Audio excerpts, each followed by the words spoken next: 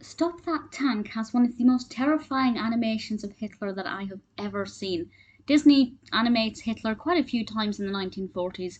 Without question, this is the most scary one. He's in it at the very beginning, and it's a little bit peculiar.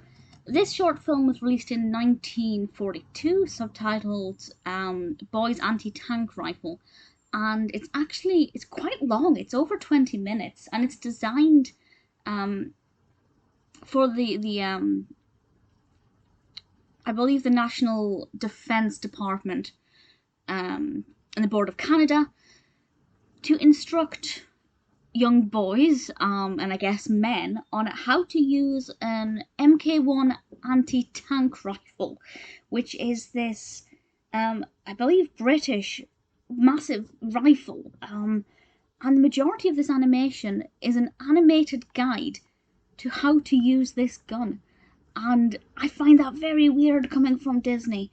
They did obviously a lot of propaganda and informational videos during the war. It's nothing unique. Most of their output from the animation department during the Second World War was based around the government's needs.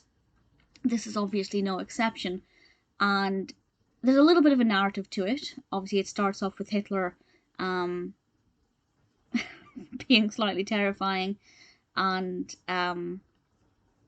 we see these tanks and things, and then we're introduced to this anti-tank rifle, and the majority of it thereafter is a kind of animated overview of the anatomy of the rifle, and then a guide to how to use it. It's pretty simple as with regards to what this short actually presents.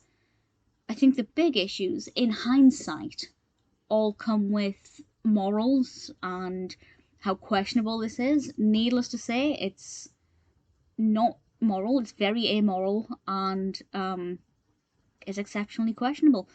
And it's a little bit, what also is concerning is that I don't know if this particular rifle still exists. I'm assuming that the particular MK1 rifle is no longer manufactured, but I assume there are similar rifles out there. And the fact that this animated guide to using this rifle or similar still exists and is called Boy's Anti-Tank Rifle kind of doesn't put it in the best light. In terms of the animation, it's very good. The animation style is really engaging, very high quality, particularly for the time. Very clear and informative guide. It is quite long. I think it's probably longer than it needs to be.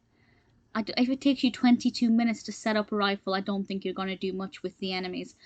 So I think maybe it could have been a little less in depth in parts. What am I saying? I'm not trying to make it easier to learn how to use a rifle to shoot the axes. That's not what I'm trying to encourage.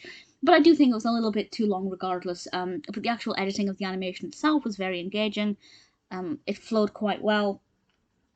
As I said, the animation of Hitler was very powerful. It was very, very effective animation, directed by Ub Iwerks, who is one of my favourite classic Disney directors. And Billy Bletcher actually voices the devil. We also have Pinto Colvig and Walt Disney doing voices as well. So it's a pretty strong production piece.